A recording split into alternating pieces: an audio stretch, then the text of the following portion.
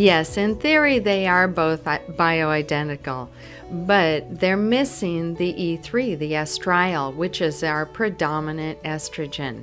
That's what's responsible for fine lines, wrinkles. That's our cancer protective estrogen.